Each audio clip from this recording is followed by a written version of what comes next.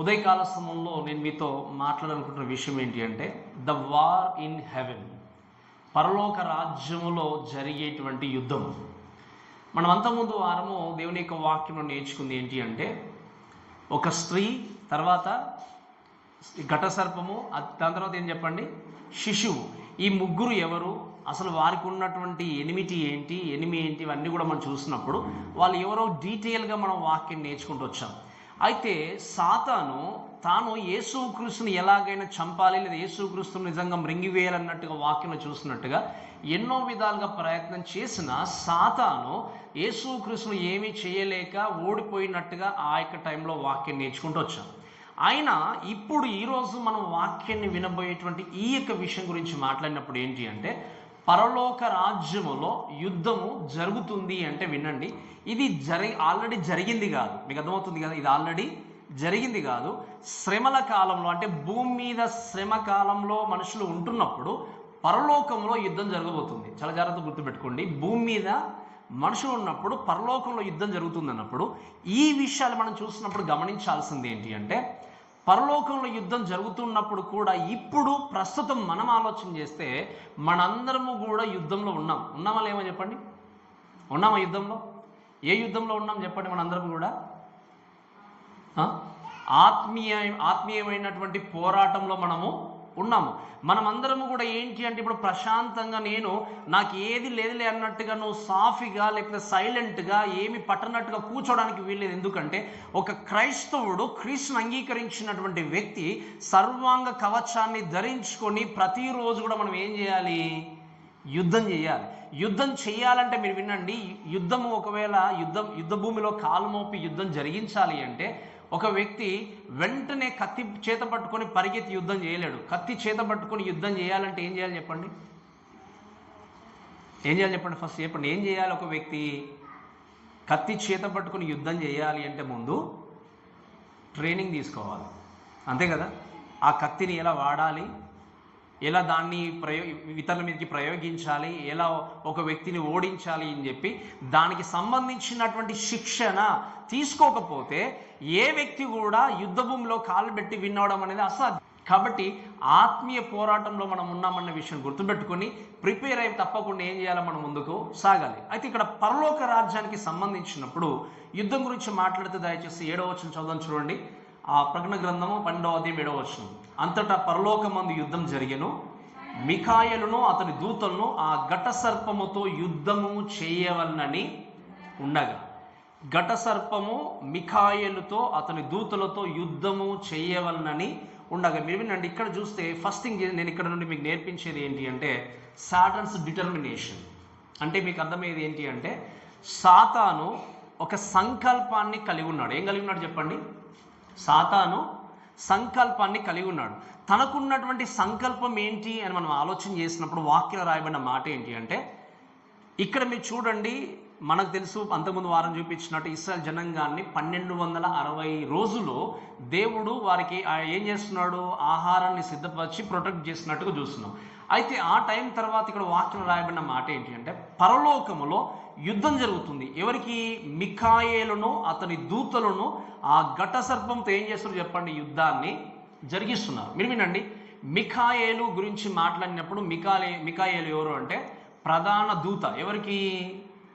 యేసుక్రీస్తుకి, దేవుడికి ప్రధాన దూతగా ఉండి ఆయన ఏంటి ప్రతిసారి కూడా దేవుని యొక్క ఆ యొక్క సింహాసనాన్ని ప్రొటెక్ట్ చేసేటువంటి వ్యక్తిగా, దేవుని యొక్క వాహనంగా అంటే దేవుని పక్షాన్ని నిలబడి యుద్ధాన్ని జరిగించేటువంటి వ్యక్తిగా ప్రధాన దూతగా ఉండి ఏం చేస్తున్నాడు? మిఖాయేలు ముందుకు వెళ్తున్నట్టు చూస్తాం.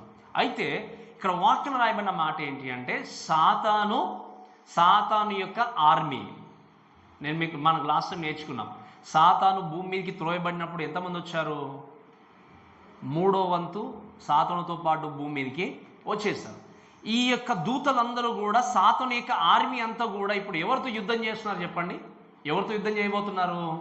మిఖాయేలు తనతో ఉన్నటువంటి దూతలతో కలిసి యుద్ధాన్ని జరిగించడానికి సిద్ధంగా ఉన్నారు. సో ఈ విషయాన్ని మనం చూస్తే ఏంటి అంటే యుద్ధాన్ని జరిగించడానికి సిద్ధంగా ఉన్నప్పుడు ఆ ఘట సర్పము యుద్ధము చేయవలసి ఉండగా 8వ వచనంలో ఆ ఘట సర్పమును దాని దూతలను యుద్ధము చేసిరి గాని గెలవలేకపోయారు గనక పరలోకమందు వారికి స్థలము.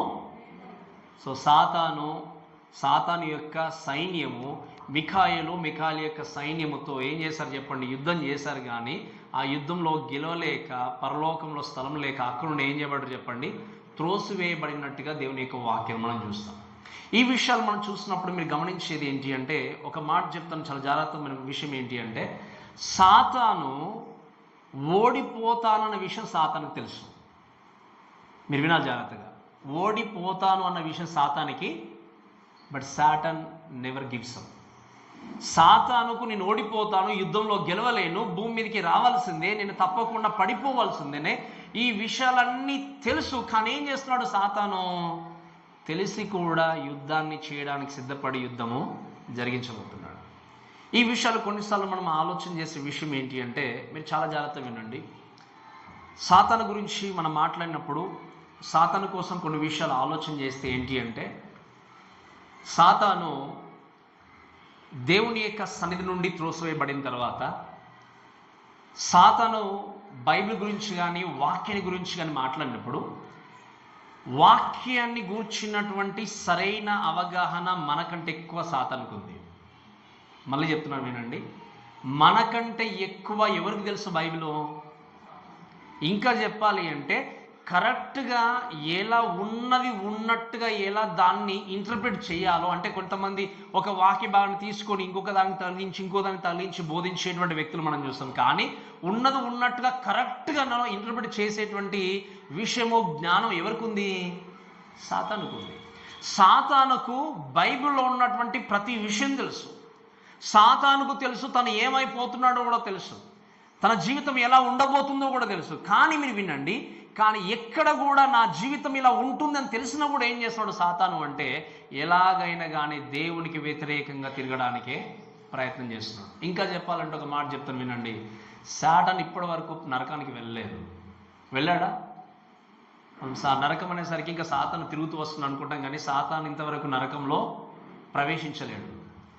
నరకం ఉంటుందని సాతానుకు తెలుసు, నరకములోనికి మనడు సాతాను తోసివేయబడతాడని తెలుసు. కానీ నరకంలో ఉండేటువంటి దేవుడు వివరించినటువంటి శిక్షల గురించి ఎంతైతే వివరించాడో బైబిల్లో, అంత మాత్రమే సాతానుకు తెలుసు. కానీ అంతకు అంటే సీవియర్గా ఎలా ఉంటుందో, దాని యొక్క సిచ్యువేషన్ ఏంటో, దాని యొక్క పరిణామం ఏంటో సాతానుకు తెలియదు. ఎందుకంటే సాతాను ఇప్పటి వరకు కూడా నరకానికి వెళ్ళలేదు. వాక్యం మనం చూస్తే ఏంటంటే, సాతాను త్రోసివేయబడ్డ తర్వాత ప్రతిసారి పరలోకానికి భూమి మీద తిరుగుతూనే ఉన్నాడు. అందుకే మన యోబు గురించి మాట్లాడినప్పుడు యోబు గ్రంథంలో సాతాను ఆ దేవుని యొక్క దూతలందరూ కూడా దేవుని దగ్గర ఉండేటువంటి స్థలము సమీపించినప్పుడు, అప్పుడు సాతాను దేవుడు అడుగుతాడు, ఎక్కడ నువ్వు వచ్చావంటే ఏమని చెప్తాడు చెప్పండి? సాతాను, నేను భూమి మీద అటు ఇటు తిరుగులాడొచ్చు, ఇక్కడికి వచ్చాను అంటే ఏంటి? ఎవరిని ఏ విధంగా పడగొట్టాలా, మోసం చేయాలనేది టార్గెటింగ్, అంతకు మించి వేరేది లేదు సాతానికి. సో సాతాను నరకము అనేది తెలుసు, కానీ ఎలా ఉంటుంది క్లియర్గా అక్కడ అడుగు పెట్టలేదు.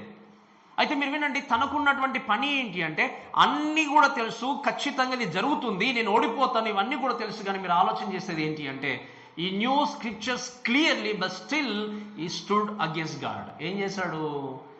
దేవుని వాక్యము క్లియర్గా క్షుణ్ణంగా తెలిసిన తర్వాత కూడా సాతాను ఏం చేస్తున్నాడు? దేవుడికి వ్యతిరేకంగా నిలబడుతున్నాడు. ఈ మాటలు బట్టి కొన్ని విషయాలు మనం ఆలోచన చేసేది ఏంటి అంటే, ఈ పోరాటము యుద్ధము ఎవరితో చేశాడు సాతాను? ఎవరితో చేశాడు చెప్పండి? మిఖాయేలు దూతలతో చేశాడు. ఓడిపోతాడు అన్న విషయం సాతానుకు తెలుసా తెలియదా? తెలుసు. ఆత్మీయ పోరాటంలో ఉన్న మనందరికీ కూడా తెలిసేంటి అంటే, దేవుని శక్తి లేకపోతే, సర్వాంగ కవచాన్ని ధరించుకోకపోతే ఈ సాతానుతో మనం జయించలేమన్న విషయం స్పష్టంగా తెలుసు. వాక్యము క్లియర్గా మనకు బోధిస్తుంది. మీరు వినండి, సాతానుకు వాక్యము తెలిసి ఏం చేశాడు? వ్యతిరేకమైన దిశలో యుద్ధం జరిగించడానికి వెళ్ళాడు. అలానే మనందరం అంటే దాదాపుగా చాలామంది క్రైస్తవులు కూడా వారి జీవితంలో ఆత్మీయ పోరాటంలో ఉన్నప్పుడు ఏది ధరించుకోవాలి, ఏ విధంగా వెళ్ళాలి, ఎవరితో యుద్ధం చేయాలి, ఇవన్నీ తెలిసి కూడా ఏం చేస్తున్నారు చెప్పండి? సాతాను లాగా వ్యతిరేకమైన దిశలో పరిగెత్తి దేవునికి వ్యతిరేకమైన కార్యకలాపాలు జరిగించేటువంటి వ్యక్తులు ఎంతోమంది ఉన్నారు. వాడికి ఇటువంటి క్రైస్తవులకి తేడా అనేది లేదు. ఆత్మీయ పోరాటంలో ఉన్న మనందరం కూడా విన్ కావాలి అంటే, గెలవాలి అంటే దేవుని శక్తి కావాలి. ఆత్మీయ పోరాటంలో మన అందరము కూడా దేవుడిచ్చేటువంటి సర్వాంగ కవచాన్ని ధరించుకోకపోతే ఇహలోక సంబంధమైనటువంటి ఈ యొక్క ప్రిన్సిపాలిటీస్ అంటాం, అంటే ఈ లోకంలో ఉన్నటువంటి ఈ యొక్క దూతల సమూహముతో, ఈ యొక్క పడిపోయిన దూతల సమూహముతో, సాతానుతో మనము ఏ మాత్రం కూడా పోరాటము చేయలేము. అందుకే దేవుడు మొట్టమొదటిగా చెప్పాడు, మీరు మొట్టమొదటిగా వెతకాల్సింది ఏంటని చెప్పండి, నీతిని. జెన్యున్గా చెప్పండి, ఎంతమంది వెతుకుతున్నారు? ప్రైమర్లీ మొట్టమొదటిగా మీ జీవితంలో ఎంతమంది వెతుకుతున్నారు? పొద్దున్న లేచిన మొదలుకొని పడుకునేంతవరకు ఇది వెతకట్లేదు అంటే వాక్యము తెలిసి కూడా సాతాను లాగానే ప్రవర్తిస్తున్నారు, అంతే కదా. ఈ వాక్యం మీద పాస్ గారు చెప్పట్లేదు, మీరు ఇది వెతకండి అంటే మాకు తినడానికి ఎలా పాస్ గారు వచ్చి, కానీ వాక్యం క్లియర్గా చెప్పేది ఏంటంటే ఆయన నీతిని, ఆయన రాజ్యాన్ని మొట్టమొదటిగా వెతికి మీరు ముందుకు వెళ్తే మీకు ఖచ్చితంగా అవన్నీ ఏం చేస్తున్నాడు? దేవుడు అనుగ్రహిస్తాడు. ఈరోజు మనకు తెలుసు ఆత్మీయ పోరాటంలో ఎలా వెళ్ళాలో తెలుసు, వాక్యం మనకు బోధిస్తుంది. కానీ ఆ పోరాటాన్ని కొనసాగించలేక ఈ లోకంలోనే శాశ్వతంగా నేను బ్రతికుండిపోతాను, శాశ్వతంగానే ఉండిపోతాను అనుకుని జీవించేటువంటి జీవన విధానాన్ని కలిగినటువంటి మనుషులు ఎంతోమంది ఉన్నారు. అందుకే నాకు జ్ఞాపకం చేస్తాను, నేను యోబు మాట్లాడుతుంటాడు ఏంటి అంటే, ఒక చెట్టు వేరు లేకపోతే చెట్టు కొమ్మ నశించిపోయి లేదా పూర్తిగా పాడైపోయి భూమిలో పాత పెట్టబడిన తర్వాత అది ఎక్కడి నుండైనా కొంచెం నీటి తేమ తగులితే ఏం చేస్తుంది చెప్పండి? చిగురుస్తుంది. కానీ మానవుడు మట్టిలో పాత పెట్టబడితే no way to get out from it again, అంతే కదా. మళ్ళీ ఒక్కసారి భూమిలోనికి వెళ్ళాడు అంటే మరలా తిరిగి జీవం పోసుకునే ప్రసక్తే లేదు. ఎప్పటి వరకు? అంటిల్ అన్లెస్ జీసస్ వచ్చి తను లేపేంత వరకు. ఈ విషయాన్ని ఎరిగిన వ్యక్తిగా బ్రతుకున్నప్పుడు మాత్రమే ఏంటి చెప్పండి, ఈ ఆత్మీయ పోరాటాన్ని కొనసాగిస్తున్నప్పుడు చివరి శ్వాస వరకు ఏం చేయాలి చెప్పండి? మన పోరాటాన్ని కొనసాగించాలి. ఈరోజు సాతాను లాగానే ఎంతోమంది కూడా దేవుని వాక్యము క్షుణ్ణంగా మనకు తెలిసిన తర్వాత కూడా ఇహలోకములో కొద్ది కాలం ఇలా ఉండకపోతే ఎలా అని ప్రవర్తించేటువంటి వ్యక్తులు ఎంతో. దాని ప్రకారంగా మీరు ఆలోచన చేస్తే దేవుడికి వ్యతిరేకమైన పని జరిగిస్తున్నారు అనే విషయం ఎప్పుడు కూడా మర్చిపోకూడదు. కాబట్టి మీరు వినండి, సాటన్ చేసింది ఏంటి అంటే ఈ విధంగా యుద్ధంలో వెళ్ళాడు, బట్ యుద్ధంలో ఓడిపోయాడు. తనకు తెలిసి కూడా ఏం చేస్తాడు అంటే ఈ నెవర్ గివ్ అప్. అంటే అర్థం ఏంటి? సాతాను అస్సలు కూడా కాంప్రమైజ్ కాకుండా పనిచేస్తున్నాడు అంటే మనము సైలెంట్గా ఉంటే జరిగేంటిది చెప్పండి? సాతాను ఓడిపోతానని తెలిసి కూడా ఏం చేస్తున్నాడు? మనుషులు మోసగిస్తూ వెళ్తుంటే మనము సైలెంట్గా ఉండి నేను పర్ఫెక్ట్, నా ఆత్మీయ జీవితం బాగుంది, వాక్యం నాకు బాగా తెలుసు, నేను బాగా ప్రార్థన చేస్తాను, ఇంకా నాకు అవసరం లేదు అంతా నాకు తెలుసు ఏ టు జెడ్ అనుకుంటే నిన్ను నువ్వు మోసపరుచుకున్నట్టే. Prepare yourself. అన్లెస్ ఇంకా సాతాను యొక్క ఈ డిటర్మినేషన్ మాత్రమే కదా. రెండో విషయం ఏంటి అంటే సాతాను యొక్క స్టాటస్ డిస్క్రిప్షన్. అంటే ఈ సాతాను అసలు ఎటువంటి వ్యక్తి, ఆయన ఆ యొక్క సాతాను గురించిన వివరణ మనం చూస్తే దయచేసి 9వ వచనం చదవండి.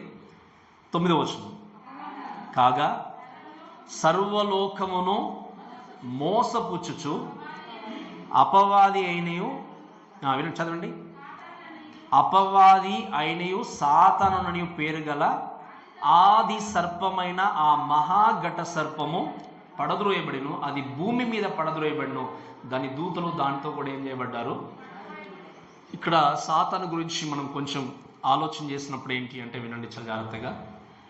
సాతాను ఆది సర్పము అని చూస్తున్నాం, అంతే కదా. ఎవరు చెప్పండి? ఆది సర్పము అనే మాట మనం చూసినప్పుడు వాక్యంలో మనకు తెలుసు, ఆదాము అవ్వను శోధించడానికి లేకపోతే ఆదాము అవ్వను పడగొట్టడానికి ఏం చేశాడు సాతాను? సర్పం రూపంలో అక్కడికి వచ్చి, సర్పం ద్వారా ప్రేరేపించి ఏం చేశాడు? అక్కడికి వచ్చి వారిని ఇద్దరిని కూడా మోసం చేసినట్టుగా దేవుని యొక్క వాక్యంలో మనం చూస్తాం. స్పెషల్లీ చూస్తే అవ్వను వాక్యంలో మనం ఆలోచన చేసినప్పుడు మోసం చేశాడు, తర్వాత ఆదాము కూడా మోసపరచబడ్డాడు. ఈ విధంగా చూస్తే ఈ సర్పంగా ఉన్నటువంటి ఈ వ్యక్తి చేసేది ఏంటి అంటే ప్రజలను మోసపరుస్తూ వెళ్తూ ఉన్నాడు. ఒక్క మాట మీరు చాలా జాగ్రత్తగా గుర్తుపెట్టుకోవాల్సింది ఏంటి అంటే ఎక్కడ కూడా, అందుకే మీకు ఇదివరకు కూడా చెప్పాను, ప్రపంచంలో ఈ లోకానికి సంబంధించినంత వరకు విశ్రాంతి విరామం లేకుండా పనిచేసే వ్యక్తి ఎవరు అంటే సాతాను. ఎవరు చెప్పండి? ఏం పని చెప్పండి? ఏ పని చేస్తున్నాడు? విశ్రాంతి విరామం లేకుండా నేను చెప్పాను మీకు, మనందరికంటే ఎక్కువ వాక్యం సాతానుకు తెలుసు. అటువంటి ఆ యొక్క సాతాను విశ్రాంతి విరామం లేకుండా పనిచేస్తున్నప్పుడు మనం చేయాల్సింది ఏంటి? ఆ సాతాను జయించడానికి తప్పకుండా సన్నద్ధులై సిద్ధపడి ఏం చేయాలి? పోరాటాన్ని తప్పకుండా కొనసాగించాలి. అందుకే ఈ ఆది సర్పం అనే మాట మాట్లాడుతూ ఇంకా రాయబడిన విషయం ఏంటి అంటే, ఆ మహాఘట సర్పం మీరు చూస్తే వాక్యంలో సర్వలోకమును మోసపుచ్చుచు అనే మాట మనం చూస్తాం. ఏం రాయబడి చెప్పండి? సర్వలోకమును మోసపుచ్చు అనే మాట చూసినప్పుడు కొన్ని విషయాలు సాతాను కోసం చూస్తే, ఈ డిసీవ్స్ ఏం చేస్తున్నాడు చెప్పండి? సాతాను మోసపుచ్చుచున్నాడు అన్నప్పుడు కొన్ని విషయాలు మనం చూస్తే చాలా జాగ్రత్తగా నేర్చుకుందాం ఈ సమయంలో. సాతాను ఎలా మోసం చేస్తాడని ఆలోచన చేసినప్పుడు ఫస్ట్ థింగ్ ఏంటి అంటే, ఈజ్ అ లయర్. సాతాను అబద్ధీకుడు. ఎవరు చెప్పండి? సాతాను. యోహాను సువార్త 8వ అధ్యాయం 44వ వచనం ఏమిటి దయచేసి? యోహాను సువార్త 8వ అధ్యాయం 44వ వచనం.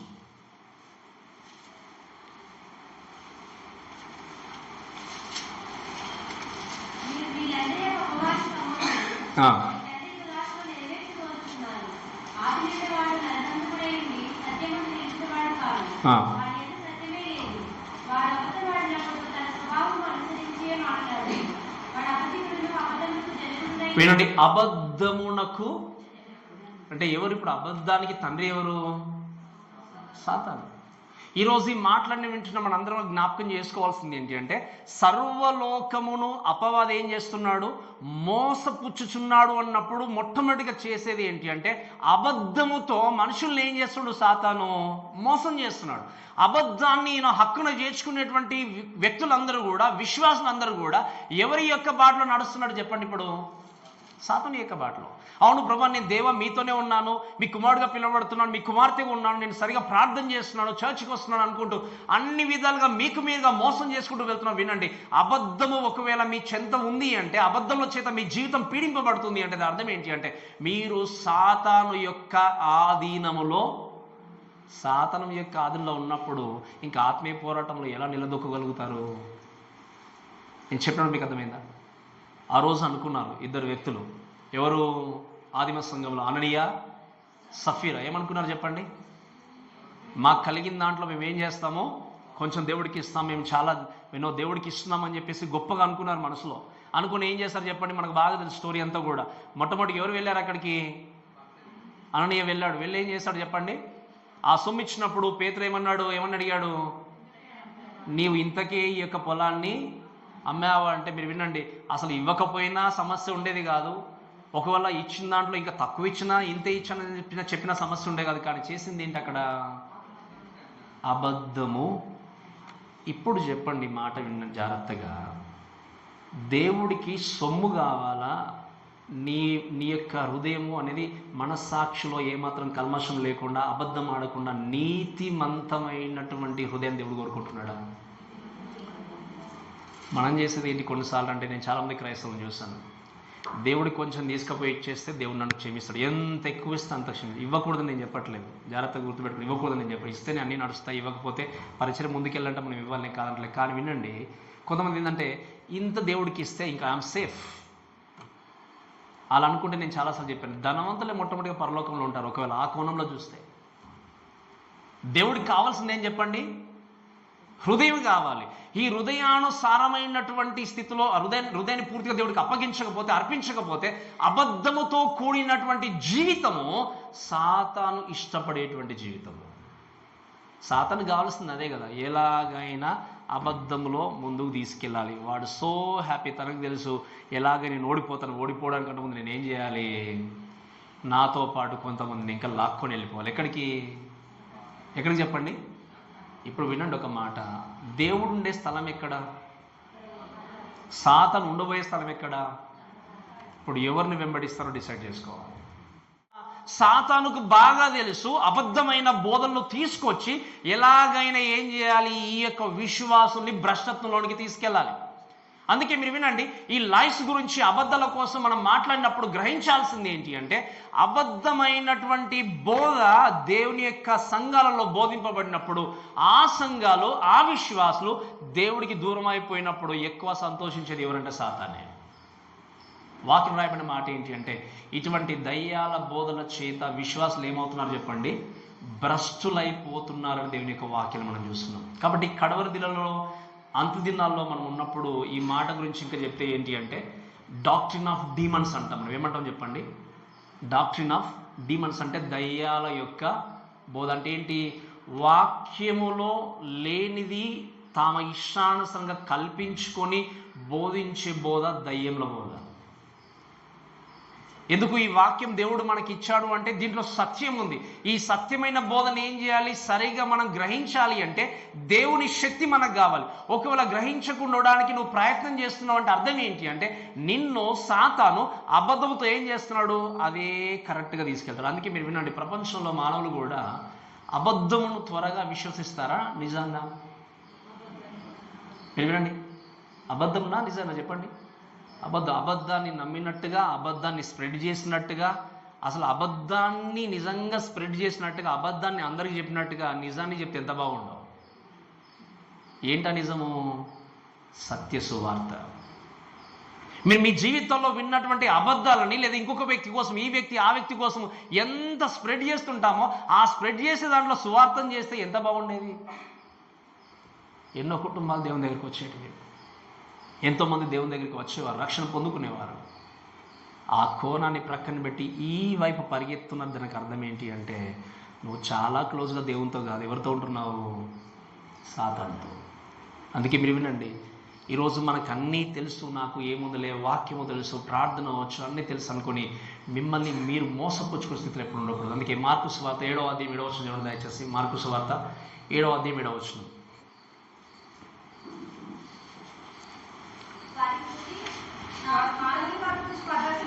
చదవండి. ఏంటంటమ్మా? వారు మానవులు కల్పించిన పద్ధతులు దేవోపదేశములని బోధించుచు నన్ను వ్యర్థముగా.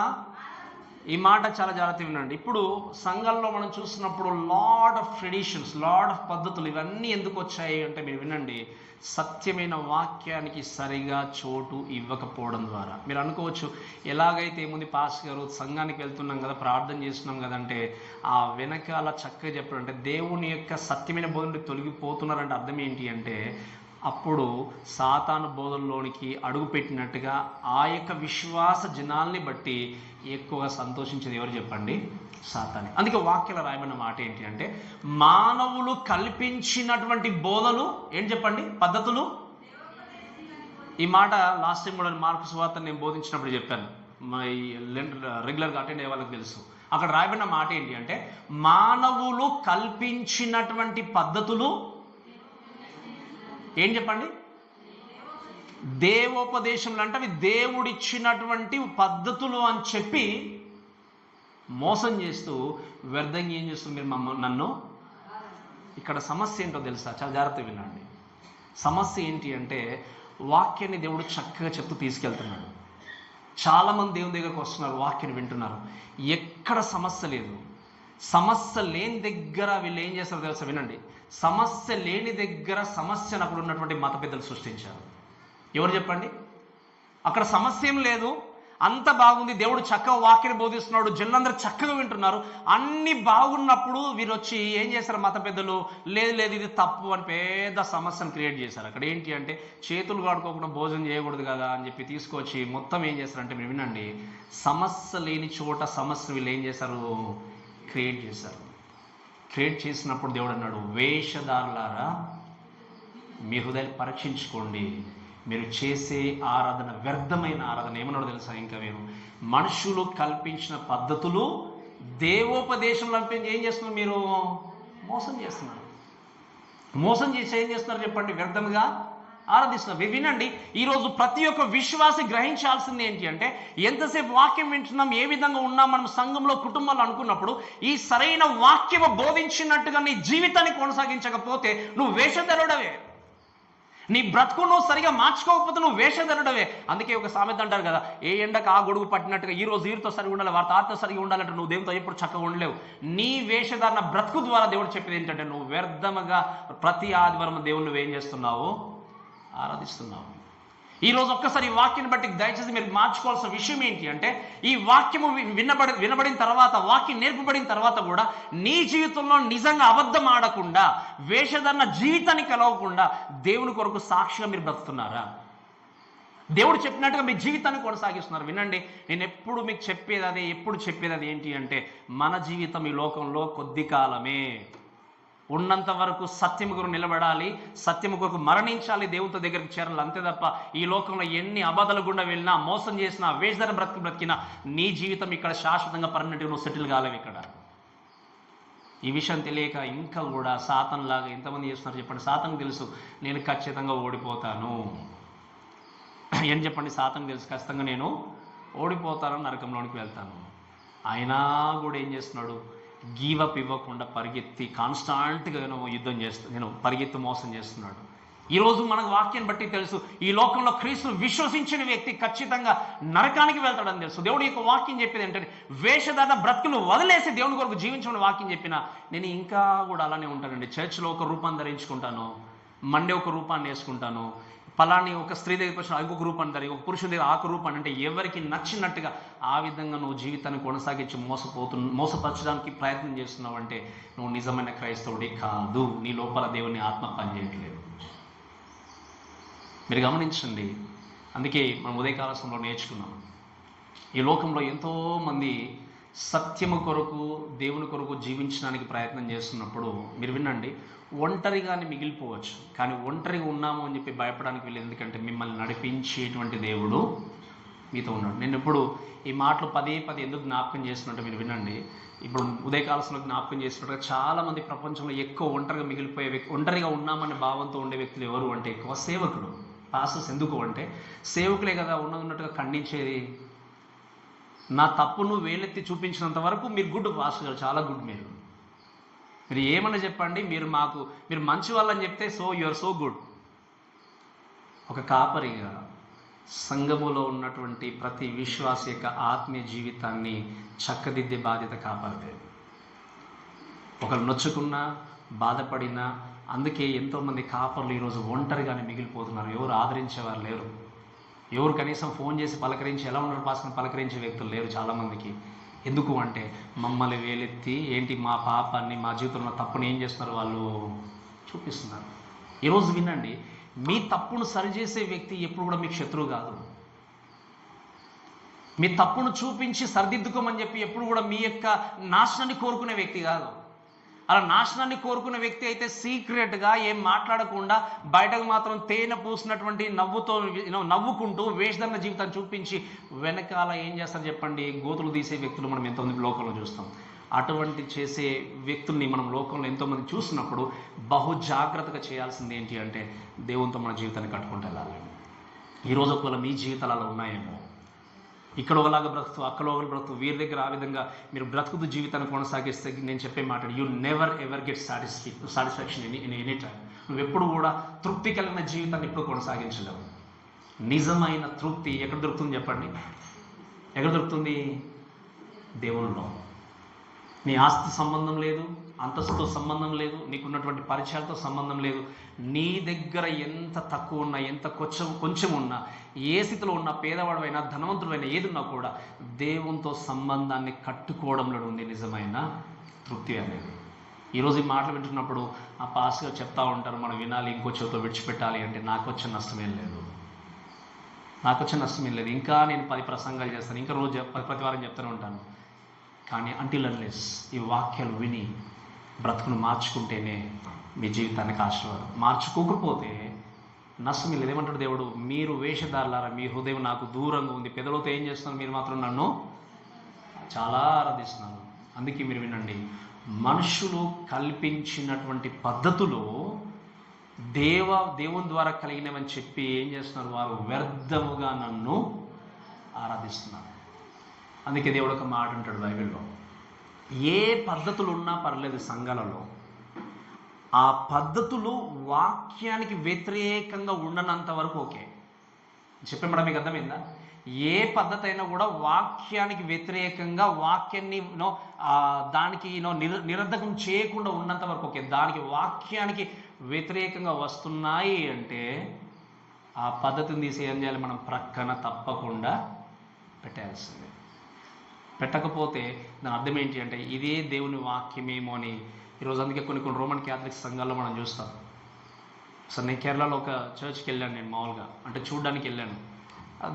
మీకు తెలుసు కదా, కొంచెం ఇక్కడ అక్కడ పాస్టర్ కూర్చుంటారు, ఇక్కడ ఇంకో చైర్ ఉంటుంది, మధ్యలో ఒక తెర ఉంటుంది. తెర ఉన్న తర్వాత వాళ్ళు మాట్లాడేది ఏంటి అంటే, ఓకే నీ తప్పు చేసినట్టు, ఏ తప్పు చేశారన్నప్పుడు సోన్స్ అని ఎక్స్ప్లెయిన్ చేస్తే అక్కడ ఉన్నటువంటి వ్యక్తి ఏం చేస్తారు చెప్పండి, వాళ్ళు వినేసి ఓకే నువ్వు ఇది చేసావు కాబట్టి నువ్వు ఇంత, దీనికి ప్రాయశ్చిత్తం ఇంత అని చెప్పేసి చేస్తారు. మీరు వినండి, ఏ మానవుడికి పాపాన్ని క్షమించే హక్కు కానీ అధికారం కానీ, ఒకవేళ అధికారం హక్కు ఉంటే యేసుక్రీస్తు అవసరం ఏముంది చెప్పండి.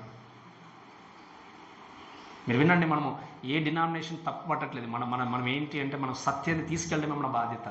యేసు ఒకవేళ మానవుని ద్వారా విడుదల కలుగుతుంది అంటే క్రీస్తు రావాల్సిన అవసరం ఏముంది. ఈరోజు ఎంతోమంది ఏంటి అంటే మానవునికి దేవుడికి మధ్యవర్తి ఎవరు చెప్పండి, యేసుక్రీస్తే. అందుకే ఈ విషయాన్ని దాచిపెట్టినంత కాలము ఏంటంటే సంఘస్థులు, విశ్వాసులు దేవుడిగా చూసుకుంటూ దేవుడి కంటే ఎక్కువ సేవకులకి, సంఘ పెద్దలకి బానిసలుగా బ్రతికేటువంటి జనాలు మనం చూస్తున్నాం. అది తప్పు.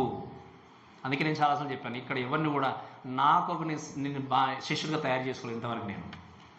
నేను బయటకు వెళ్తే నా వెనక ఎవరు రారు, నేను ఎప్పుడు తయారు చేసుకోలేదు. నేను చేసింది ఒకటి ఏంటి అంటే ఉన్నట్టుగా క్రీస్తుని ఏం చేశాను, నేను చూపించాను. మీరు ఇక్కడ స్లేవ్స్ కాదు, ఇక్కడ మీరు నాకు స్లేవ్స్ కాదు, సంఘ పెద్దలకు కాదు, కమిటీ కాదు, లేకపోతే ఇంకొక విశ్వాసం కాదు, ఎవరికి కాదు. We are here as a family to worship of the lord. మనం దేవుడిని చేయడానికి, స్తుతించడానికి ఇక్కడ ఉన్నాం. అంతేగాని ఎవరు కూడా బానిసలుగా మనం ఉండలే. ఎందుకు బానిస బ్రతుకును దేవుడు ఏం చేశాడు, విడుదల కలిగించి కుమారులుగా, కుమార్తెలుగా మనల్ని మార్చుకున్నాడు. మరి కుమార్తెగా మార్చుకున్నప్పుడు ఎవరిని సంతోషపెట్టాలి ఇప్పుడు మనము? ఎవరిని చెప్పండి, మీ తండ్రి దేవుని. మీరు ఎవరిని సంతోషపెడుతున్నారు?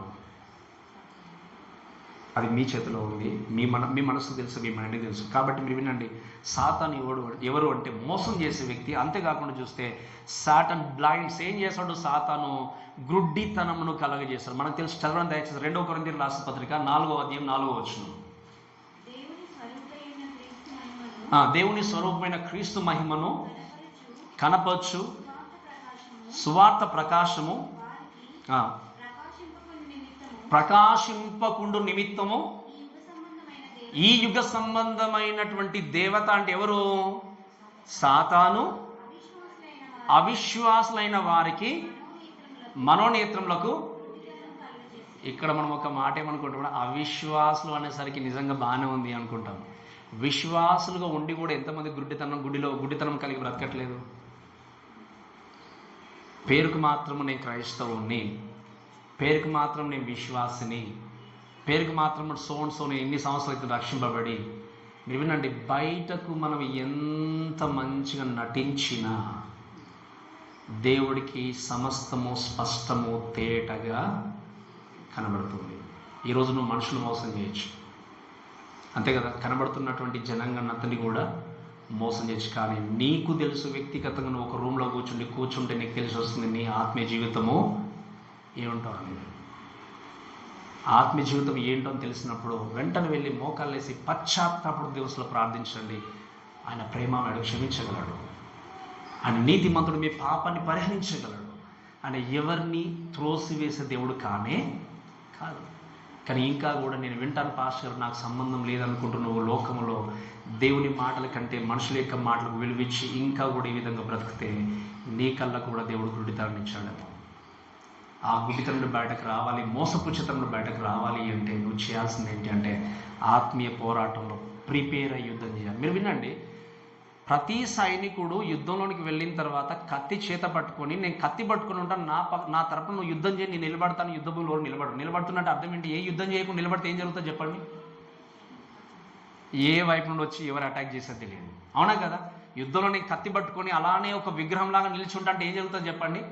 ఎవరో ఒకరు వచ్చి ఏం చేస్తారు, అటాక్ చేస్తారు. అలానే నేను యుద్ధం చేయను, కేవలం ఇలా ధరించుకుని ఉంటాను అంటే నీ పక్షాన ఎవరు యుద్ధం చేయరు, నీకు నీవే యుద్ధం చేయాలి. నీ ఆత్మీయ పోరాటంలో నీ కొరకు నీవే యుద్ధం జరిగించుకోవాలి. నీ కుమార్తె యుద్ధం చేయదు, నీ కుమారుడు యుద్ధం చేయడు, నీ తల్లిదండ్రులు యుద్ధం చేయరు. నీ కొరకు నీవే యుద్ధం చేసుకుంటూ క్రీస్తు కొరకు ఏం చేయాలి, నువ్వు సాక్షిగా లోకంలో బ్రతికి కన్ను అనేది తప్పకుండా ఒకరోజు మనందరం మోయాలి. ఈ విషయాలు గుర్తుపెట్టుకోకుండా ఇంకా నా కుమారులు బాగా ప్రార్థన చేస్తారు, నా కుమార్తె ప్రార్థన చేస్తారు, మా నాన్న మా అమ్మ అందరు బాగా ప్రార్థన, నేను సేఫ్ అనుకుంటే అది నీ అవివేకం. ఎవరి జీవితానికి వారే బాధ్యులు. అలా అనుకుంటే నమ్మకమైన తల్లిదండ్రుల యొక్క పిల్లలు ఎప్పుడో పరలోకం వెళ్ళిపోయేవారు అందరూ. అవునా కదా? ఎవరి జీవితానికి వారే బాధ్యులు. ఈరోజు ఇంకా నువ్వు మోసపుచ్చుకుంటూ వ్యతిరేకిస్తూ దేవుడికి ఇష్టమైనటువంటి వ్యతిరేక దిశలో జీవిస్తూ మనుషుల దగ్గర, అందుకే వీరికి నేను నచ్చినట్టు ఇంకో విధంగా మీరు వినండి, సంఘాలని లేకపోతే లోకంలో ఉన్నటువంటి మనుషులను చీల్చేటువంటి వ్యక్తిత్వాన్ని కలిగి ఉన్నట్టు గుర్తుపెట్టుకోండి, దేవుడు ఎప్పుడు కూడా వదలడు. అందుకే ఒక మాట చెప్తాను, సేవ మీకు చేయడం చేత కాకపోయినా పర్లేదు, కానీ సేవ చేయడానికి ఆటంకంగా మాత్రం ఎవరు కూడా నిలబడకూడదు. ఎందుకంటే వారిని దేవుడు ఎప్పుడు కూడా వదిలిపెట్టాడు. బహు జాగ్రత్తగా ఉండి సహకరిస్తూ ముందుకు వెళ్ళాలి. And this very important. And let's ఇంకొక మాట ఏంటి అంటే, సాతాను శోధిస్తాడు. ఏం చేస్తాడు చెప్పండి? శోధిస్తాడు. చదవండి మాట, 2 కొరింథీయులకు రాసిన పత్రిక 11వ అధ్యాయం 3వ వచనం. 2 కొరింథీ 11వ అధ్యాయం 3వ వచనం. సర్పము తన కుయుక్తి చేత ఏం చేస్తుంది చెప్పండి? రైట్. ఏం చేస్తాడు? సాతాను ఎప్పుడు కూడా మోసం చేస్తూ ఉంటాడు కుయుక్తిమైన ఆలోచనలతో. ఇంకా చెప్పాలి అంటే మీరు చూడండి, దేవుని యొక్క వాక్యం మనం చూసినప్పుడు ఒకసారి కొలస్సీలకు రాసిన పత్రిక 4వ అధ్యాయం 3వ వచనం చెప్పండి దయచేసి. కొలస్సీ 4వ అధ్యాయం 3వ వచనం.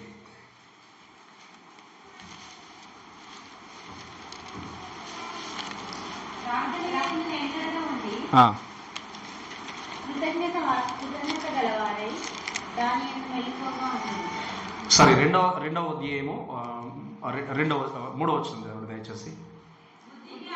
బుద్ధి జ్ఞానం సర్వసంపదలు ఆయనకు గుప్తమైనవి, ఎవడైనను చక్కని మాటల చేత మిమ్మును మోసపరచకుండునట్లు. ఎవరు చెప్పండి? చక్కని మాటల చేత మళ్ళీ మోసపరిచేది ఎవరు అంటే ప్రైమర్లీ సాటాన్. ఒక వ్యక్తి మళ్ళీ బాగా పదే పొగుడుతున్నాడు అంటే అర్థం ఏంటంటే ఏదో సంథింగ్ ఉంది వెనకాలన్నట్టు. మీకు అర్థమైంది కదా? ఈరోజు వినండి, ఒక వ్యక్తి మంచి పని చేస్తే మనం అభినందించాలి, వాళ్ళు బలపరచాలి, వాళ్ళు ముందుకు తీసుకెళ్ళి. కష్టపడి సేవ జరిగిస్తున్నారా, సో బెటర్ కష్టపడి పరిచర్య చేస్తున్నారా, వాళ్ళు ఒకరోజు ఒక మాట మనం ఎంకరేజ్ ఉంటే వాళ్ళు ఇంకా కష్టపడతారు. కానీ ఈ కుయుక్తిమైన ఆలోచనలు కలిగి ఉండి ముందుకు వెళ్ళేటువంటి స్థితిలో ఉంటే ఆ వ్యక్తి దూరంగానే ఉంటాడు. ఎందుకంటే మీరు వినండి, సాతాను ఎప్పుడు శోధించడానికి సిద్ధంగానే ఉంటాడు. హవ్వ ఆదాము చక్కగా ఉన్నారు, అన్నీ ఉన్నాయి, ఫెసిలిటీస్ అన్నీ ఉన్నాయి. వాళ్ళకి ఎంత అంటే ఒక స్వర్గములో పరలోకము ఉన్నటువంటి స్థితిలో వాళ్ళు ఉన్నారు. పాపానికి చోట్లేదు, ఇంకా వేరే దానికి ఏం చోట్లేదు, దేవునితో చక్కగా మాట్లాడుతున్నారు. కానీ హవ్వ దగ్గరికి సాతాను చేంజ్ చేశాడు. దేవుడు నిజంగా మీకు చెప్పాడా అంటే, నిజంగా చెప్పాలంటే తిను అని కూడా చెప్పలేదు. సాతాను ఏం చేశాడు? డౌట్ను మైండ్లో పుట్టించాడు, స్టార్ట్ చేశాడు. ఇది నిజమా? వాళ్ళకు ఎవరైనా వచ్చి కూడా చెప్పి ఇది నిజమా అంటే, అది నిజమని క్వశ్చన్ చేస్తే మనం ఏం చేస్తాం? అది నిజమే కావచ్చు ఏం చేస్తాం? ఇంకా మనం కంక్లూషన్కి వచ్చేస్తాం. ఇది మన మనస్తత్వం. దానికి కారణం ఏంటో తెలుసా? సాతానుకు చోటు ఇవ్వడం.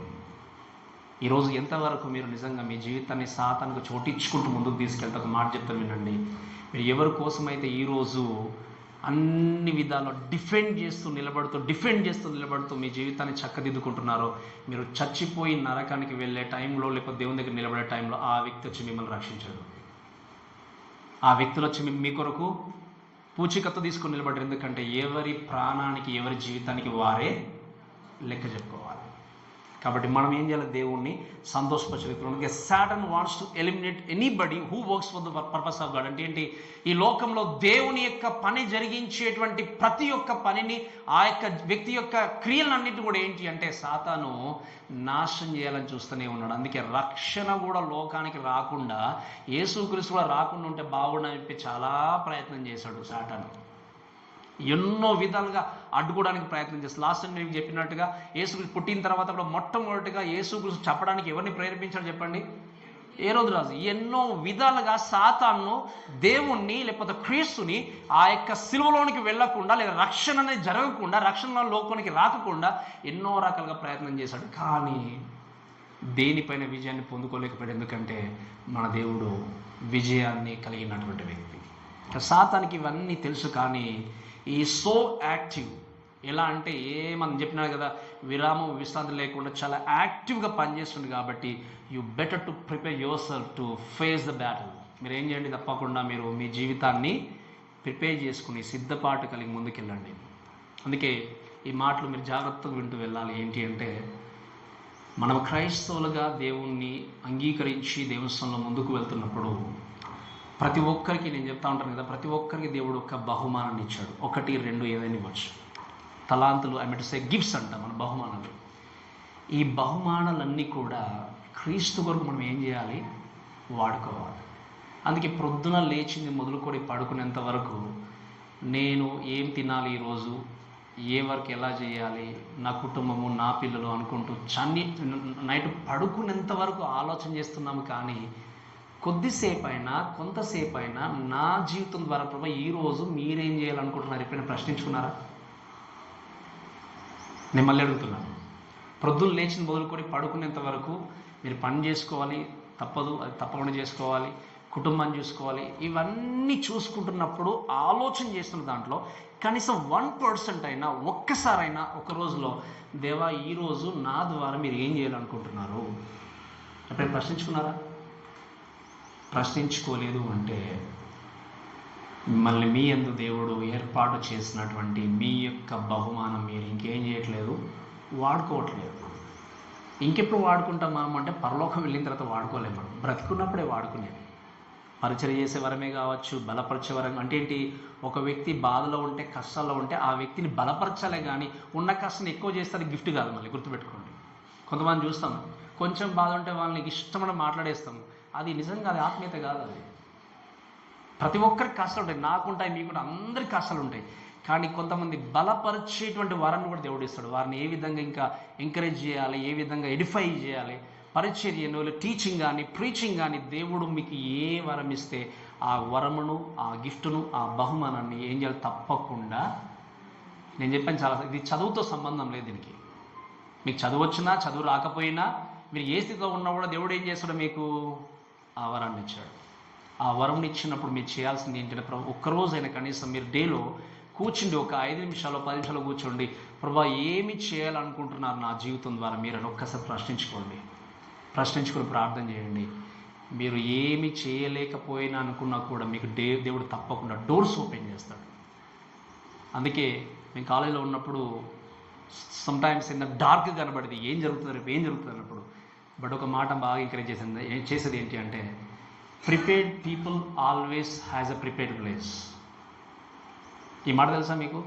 సిద్ధపాటు కలిగినటువంటి వ్యక్తులకి సిద్ధపరిచిన స్థలం ఎప్పుడు రెడీగా ఉంటుంది. మీ జీవితాన్ని సిద్ధపరచుకుంటే దేవుడు తప్పకుండా మిమ్మల్ని వాడుకుంటాడు. నేను ప్రభువా ఏం లేదు, వస్తానా, ఆదివారం కూర్చుంటాను, ఇంకా మళ్ళీ ఆదివారం వరకు అసలు ఇంకా బైబిల్ ఓపెన్ చేయను, ఇంకా దేవుడు అంటే ఇంకా ఏదో పక్కన పెట్టి ఏదో నా ఇన్వాల్వ్ అయిపోతాను అంటే నీ జీవితం ద్వారా ఎప్పుడు కూడా దేవుడు నిన్ను వాడుకోలేడు. ఈ లోకంలో మీరు గమనించండి, కష్టపడడం ఇంపార్టెంట్, సంపాదించుకోవడం ఇంపార్టెంట్, కుటుంబాన్ని చూసుకోవడం ఇంపార్టెంట్.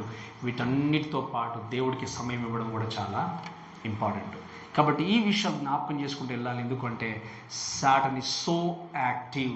చాలా ఏం చేస్తున్నాడు, చాలా యాక్టివ్గా ఉండి ఏం చేస్తున్నాడు చెప్పండి, ఏ మాత్రం కూడా అలుపు లేకుండా, ఏ మాత్రం కూడా అలసిపోకుండా పని జరిగిస్తున్నాడు. కాబట్టి మనం తప్పకుండా ఏం చేయాలి, ఈ విషయాలు గుర్తుపెట్టుకుని ముందుకెళ్ళాలి. ఇంకా మనం మాట చూస్తున్నాం, మనం ముందుకెళ్ళాలి. చూడండి 10వ వచనం కూడా దయచేసి 10వ వచనము. మరి గొప్ప స్వరం పరలోకమందు ఇలాగ చెప్పడం వింటిని, రాత్రింబగళ్ళు మన దేవుని మన సహోదరుల మీద నేరము మోపువాడైన అపవాది పడద్రోయబడినాడు కనుక ఇప్పుడు రక్షణయు శక్తియు రాజ్యమును మన దేవుని వాయన, ఇప్పుడు అధికారము ఆయన. మీరు చూడండి, ఈ లోకం ఉన్నంత వరకు సాతాను అధికారంలో భూమి లోకమంతా ఉన్నా కూడా ఎప్పుడైతే త్రోసివేయబడతాడో ఇంకా ఫ్యూచర్లో అవన్నీ ఆలోచన చేసినప్పుడు లాస్ట్ మీకు చెప్పాను, ఈ లోక రాజ్యములన్నీ ఎవరివైతాయి? యేసుక్రీస్తు అవుతాయి. కాబట్టి మూడో విషయం ఏంటి అంటే సాటన్స్ డిఫీట్. సాతాను ఏం చేశాడు? ఓడిపోయాడు. కాబట్టి జరిగింది ఏంటి అంటే, వాక్యం చూస్తే ప్రైజెస్ ఇన్ హెవెన్ అంటే పరలోక రాజ్యంలో ఒక గొప్ప స్వరము చెప్పడం విన్నాము. ఏంటి అంటే వాక్యం, రాత్రింబగళ్ళు మన దేవుని మన సహోదరుల మీద నేరము మోపువాడైన, అంటే దేవుని కొరకు అతసాక్షిగా పరలోకానికి వెళ్ళినటువంటి వాళ్ళు, లేదా సెయింట్స్ లేకపోతే విశ్వాసులు ఏమంటున్నారు? ఈ గొప్ప స్వరంతో చెప్తున్నారు ఏంటి అంటే, మన సహోదరుల మీద నేరము మోపిన అపవాది ఏం చేయబడ్డాడు? పడద్రోయబడ్డాడు కనుక ఇప్పుడు అధికారం ఎవరిదైపోయింది? క్రీస్తు అయిపోయింది. అల్టిమేట్లీ యేసు క్రీస్తుకు అధికారం ఉంది, కానీ ఇప్పుడు ఏ మాత్రం అధికారం లేకుండా విషయం చెప్తాను వినండి. సాతాను ఇంతవరకు నేను చెప్పినట్టుగా నరకానికి వెళ్ళలేదు, కానీ మీరు వినాల్సింది ఏంటి అంటే నరకానికి వెళ్ళిన తర్వాత నరకములో ఉండేటువంటి మనుషులతో పాటు సాతాను జీవిస్తాడు, కానీ మనుషుల మీద అధికారం కలిగి ఉండడు. ఇంకా మీకు చెప్పాలి అంటే ఇప్పుడు ఈ భూమి మీద చాలా ఒంటరిగా, లేకపోతే ఇంకా ఆ వర్డ్ ఏం మాట్లాడుతూ మనకు తెలియదు, కానీ ఎవరు లేని వ్యక్తి, లేకపోతే చాలా లో కైండ్ ఆఫ్ సిచ్యువేషన్ ఉన్న వ్యక్తి అని ఎవరిని అంటాం చెప్పండి? మనం ఎవరిని అంటాము? ఒక వ్యక్తిని చూసినప్పుడు ఈయన ఎవరు లేదు, ఈయన దిక్కు లేని వ్యక్తి, లేకపోతే చాలా అందరికంటే చాలా తక్కువ స్థితిలో ఉన్న వ్యక్తిని ఎవరిని అంటాం మనము? జనరల్గా ఎవరిని అంటాం చెప్పండి? పేదవాళ్ళని, డబ్బు లేకుండా, లేకపోతే ఇంకా పరిచయాలు లేకుండా, ఏం లేకుండా ఒక అనాదిగా ఉన్న వ్యక్తి అనొచ్చు. అటువంటి స్థితి రేపు సాతాను కలిగి ఉంటాడు. ఇక్కడ నరకములో ఎక్కువ శిక్ష గుండా వెళ్ళేది కూడా సాతానే. మీరు అనుకోవచ్చు నరకంలో ఒక రూల్ చేస్తాడేమో, నరకంలో మళ్ళీ నా రాజ్యం ఏముండదు. ఎందుకు? నరకం పైన కూడా అధికారం ఎవరికి ఉంది? యేసుక్రీస్తు. కాబట్టి నరకంలో వాడు నిజంగా లోయెస్ట్ బీగా ఏం చేస్తున్నాడు? నరకంలో శిక్షను అనుభవించడానికి సిద్ధంగా ఉన్నాడు. కాబట్టి ఇప్పుడు ఉన్నటువంటి ఈ స్థితిలో సాతాను మోసపరిచినప్పుడు, అబద్ధమాడినప్పుడు, నిజంగా గుడితనం కలుగజేసినప్పుడు బహు జాగ్రత్తగా వహించి ముందుకు వెళ్ళాలి. ఎందుకంటే సాతాను ఓడిపోతాడు అనే విషయం మనం తప్పకుండా గుర్తుపెట్టుకోవాలి. కాబట్టి వీళ్ళు ఏం చేస్తారు? సంతోషముతో వాళ్ళు ఆయన స్వరాన్ని చెప్పి దేవుడు ఏం చేస్తారు చెప్పండి? అధికారం కలిగి ఉన్నారని చెప్పి వారు గొర్రెపిల్ల రక్తమును బట్టి, తామిచ్చిన సాక్ష్యమును బట్టి వానిని ఏం చేశారు? జయించి ఉన్నారు, కానీ మరణం వరకు తమ ప్రాణములను ప్రేమించిన వారు కాదు. ఇక్కడ వినండి, గాడ్ ఈజ్ ఆల్వేస్ విక్టోరియస్. దేవుడు విజయోత్సవాన్ని కలిగినటువంటి వ్యక్తి, విజయాన్ని పొందుకున్న వ్యక్తి. ఎలా మనం ఆలోచన చేస్తే వినండి, ఈ సాతాను త్రోయబడిన తర్వాత రక్షణ అనేది ప్రతి ఒక్కరికి ఆ కాలంలో మనం చూస్తే ఈ యొక్క శ్రమల కాలం అయిపోగానే ఇస్రాయేల్ జనాంగం అందరూ కూడా దేవుని దగ్గరికి వచ్చేస్తారు. అంతేకాకుండా చూస్తే దేవుని యొక్క పవర్, లేకపోతే శక్తి అనేది అందరికి కూడా కనిపిస్తూ ఉంది. ఈ విధంగా చూస్తే మనం చూసే విషయం ఏంటి అంటే ఈ బ్యాటిల్స్ అన్నీ మన ముందు ఉన్నాయి. ఏంటి? ఆత్మీయ పోరాటంలో మనం ఉన్నాము. కాబట్టి నిజముగా మనకు శక్తిని అనుగ్రహించే దేవుని యొక్క సన్నిధిలో మన జీవితాన్ని సమర్పించుకొని వెళ్తే ఏం జరుగుతుందో చెప్పండి? విజయాన్ని పొందుకుంటాం. అందుకే రాత్రి చక్కటి మాట విన్నాము. 7 రొట్టెలు తీసుకొని దేవుడు ఆశీర్వదించి ప్రార్థన చేశాడు. ఆయన చేతిలోకి వచ్చినప్పుడు 7 రొట్టెలే, కానీ చేతి నుండి వెళ్ళినప్పుడు ఏం జరిగింది? అన్కౌంటబుల్గా అందరికి సరిపోయాయి. ఈరోజు మీరు వినండి, శక్తి రొట్టెలో లేదు, లేకపోతే శక్తి ఆ రొట్టె ఇచ్చిన వ్యక్తిలో లేదు, ఆ రొట్టెని పట్టుకున్నటువంటి చేతిలో ఉంది. ఈరోజు మీరు దేవుని చేతిలో ఉంటే అనే శక్తిని మీరు చూడగలరు. దాని అర్థం ఏంటో తెలుసా? మీరు మీ జీవితాన్ని పరిపూర్ణంగా, సంపూర్ణంగా దేవుడికి ఏం చేయాలి? మీరు అప్పగించుకోవాలి. అప్పగించుకోకపోతే దేవుని శక్తి మీరు చూడలేరు, దేవుని శక్తిని గ్రహించలేరు. ఆ గ్రహించాలంటే మన జీవితాన్ని ఏం చేయాలి? దేవుడికి ఇచ్చేసేయాలి. కాబట్టి ఈ విషయాలు చూస్తూ ఇంకా ఒక మాట చెప్పిన ముగిస్తాను చూడండి. ఇంకా చివరికి ఏంటి అంటే 12వ వచనంలో చూస్తే మీరు చూడండి, ఈ 11వ వచనంలో చూస్తే ఈ గొర్రెపిల్ల రక్తం బట్టి, తాము ఇచ్చిన సాక్ష్యం బట్టి వాడిని జయించి ఉన్నారు, కానీ మరణము వరకు ఏంటాడు చెప్పండి? తమ ప్రాణములను. మీరు ఈ విషయం చూస్తే ఏంటి అంటే మీరు గమనించండి, ఈ 12వ వచనం కూడా మనం ఆలోచన చేసినప్పుడు ఒక మాట రాయబడిన విషయం ఏంటంటే చూడండి, అందుచేత పరలోకమా, పరలోక నివాసులారా ఉత్సహించుడి, భూమి సముద్రమా మీకు శ్రమ, అపవాది తనకు సమయం కొంచెం అని తెలుసుకొని బహు క్రోధం గలవాడై మీ యొద్దకు దిగి వచ్చి ఉన్నాడని. అంటే సాతానుకు తెలుసు సమయము. ఇక్కడి మాట వినండి జాగ్రత్తగా, నేను ముగిస్తాను. ఇంకా సాతానుకు కొంచెము సమయం ఉందని చెప్పి ఏముంది వాక్యంలో? ఏమని చదివారో చెప్పండి? చదివారా మీరు? ఏముంది చదవండి. సమయము కొంచెం ఉందని చెప్పి బహు క్రోధముతో ఏం చేస్తాడో లోకానికి దిగి వచ్చాడు. మరి మీకు సమయము కొంచెం ఉందని చెప్పి దేవుడికి రోషంగా ఎందుకు బ్రతకట్లేదు? నేను గెట్ మీ, నేను చెప్పినప్పుడు మీకు అర్థమైందా? సాతానుకు తెలుసు ఓడిపోతానని తెలుసు, నరకానికి వెళ్తానని తెలుసు, ఈ జన్లను నేను ఈ దేవుని జయించడానికి తెలుసు, తెలిసి కూడా కొంచెం సమయం ఉంది కాబట్టి క్రోధంతో వచ్చేసి ఎలాగైనా లోకాన్ని హింసకుండా తీసుకెళ్లాలని చెప్పి అంత క్రోధంతో వచ్చినప్పుడు నీకు తెలుసు సమయం కొంచెమే ఉంది, దేవుడు రాబోతున్నాడు అని. మరి నీవెందుకు రోషంతో దేవుని కొరకు బ్రతకట్లేదు? బ్రతకట్లేదు అంటే అర్థం ఏంటి? ఈహలోకం పైన ప్రేమ, ఈహలోకం పైన ఉన్నటువంటి మక్కువ, ఈ మక్కువను ప్రేమను చంపేసుకుంటేనే. అందుకే మీరు క్రీస్తుతో కూడా లేపబడిన వారైతే, తెలిసే మాట మరి తెలిసిన తర్వాత చెప్పండి. 3వ అధ్యాయం 1వ వచనం కొలస్సీయులకు రాసిన పత్రిక, మీరు క్రీస్తుతో కూడా లేపబడిన వారైతే. ఇప్పుడు ఎలా ఉందంటే మేము లేపబడలేదు పాస్కర్ అన్నట్టు ఉంది. అంతేనా? మేము క్రీస్తుతో కూడా లేపబడిన వారైతే పైనున్న వాటిని వెతకండి, ఎందుకంటే అక్కడ క్రీస్తు దేవుని కుడి పార్శ్వమున కూర్చున్నాడు. ఈరోజు మనందరం కూడా క్రీస్తు ప్రేమను గుర్తిన వ్యక్తులంగా దేవుని యొక్క సన్నిధిలో పైన వాటిని వెతికే వ్యక్తులు ఉండాలి. ఎందుకంటే ఇక్కడ ఈ చివరికి ఏంటంటే నిరాశ కలిగి చెప్పాలంటే ఆ డిప్రెషన్తో ఏం చేస్తాడంటే, ఇంకా చివరిగా సాటన్స్ డిస్ప్రెషన్ అంటాం. ఈ డిస్ప్రెషన్తో, నిరాశతో ఏం చేస్తాడంటే లోకానికి క్రోధంతో దిగి వచ్చినట్టుగా చూస్తాం. మీరు వినండి, సాతానుకు తెలుసు తనకి కొంచెమే సమయం ఉందని చెప్పి. అయితే ఇక్కడ ఉన్నటువంటి ఈ జనులు ఏంటి అంటే లోకంలో ఉన్నటువంటి ప్రతిదాన్ని జయించి ముందుకెళ్ళారు. దానికి కారణం ఏంటి అంటే వారి దగ్గర ఉన్న డబ్బు కాదు, సాతాను ఓడిపోయాడని కాదు. దేని ద్వారా వారు విజయం పొందుకున్నారు అంటే క్రీస్తు గొర్రెపిల్ల రక్తము ద్వారా వాళ్ళు విజయాన్ని పొందుకున్నారు. కనుక వాక్యం రాయబడిన మాట ఏంటి అంటే మీరు చూడండి, దేర్ సిన్స్ కవర్డ్. అంతేకాకుండా చూస్తే ఒక మాట చూస్తే అక్కడ వాక్యం ఏముంది అంటే 11వ వచనంలో, రక్తం బట్టి తామిచ్చిన సాక్ష్యం. ఎవరిని గూర్చిన సాక్ష్యం ఇది? క్రీస్తును గూర్చిన వాళ్ళు సాక్ష్యాన్ని బహిరంగంగా ధైర్యంగా వాళ్ళు సాక్ష్యం ఇచ్చేదానికి కారణం ఏంటి అంటే వారి జీవితము గొర్రెపిల్ల రక్తం ద్వారా ఏం చేయబడింది? విడుదల పొందుతుంది.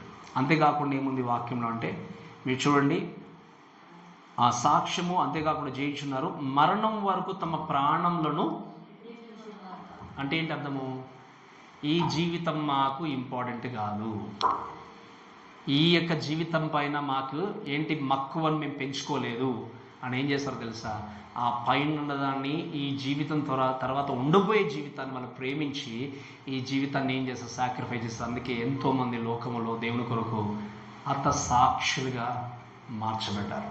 దానికి కారణం ఏంటి అంటే వారు తమ ప్రాణాల్ని ప్రేమించాలి. అందుకే దేవుడు అంటాడు, ఎవరైతే తన ప్రాణాన్ని దక్కించుకోవాలనుకుంటాడో వాడు దాన్ని పోగొట్టుకును, ఎవడైతే ఆయన కొరకు తన ప్రాణాన్ని పోగొట్టుకోవడానికి సిద్ధపడతాడో వాడు దాన్ని దక్కించుకుంటాడు. మీరు వినండి, ఏదో ఒక రోజు ఈ ప్రాణం పోవాల్సిందే పోరా చెప్పండి. ఏదో ఒక రోజు మనందరం మట్లోనికి వెళ్ళాల్సిందే, నేనైనా మీరైనా. ఆ వెళ్ళడానికంటే ముందు దేవుని కొరకు సాక్ష్యం వెళ్ళిపోతే ఇంకెంత భాగ్యం చెప్పండి. రోజు ఈ మాటలుంటే మనందరం కూడా ఇంకెంతకాలం మీరు సాతానికి బానిసలుగా లేకపోతే సాతాని ఆధీనంలో బ్రతుకుతున్నారో, దేవుని యొక్క కుమారులుగా జీవిస్తున్నారు. ఒక్కసారి మీ జీవితాన్ని పరీక్షించుకొని మీరు ఒకవేళ ఇంకా దేవుని కొరకు బ్రతకకుండా ఆ వేషతన బ్రతక కలిగి ఉన్నట్టయితే దాన్ని ప్రక్కన పెట్టి దేవుని కొరకు నమ్మకంగా జీవిస్తూ ఈ ఆత్మీయ పోరాటంలో మనం విజయాన్ని పొందుకుంటూ ముందుకు వెళ్దాం. కాబట్టి ఈ మాటలను మనల్ని దేవుడు దీవించి ఆశీర్వదించును గాక.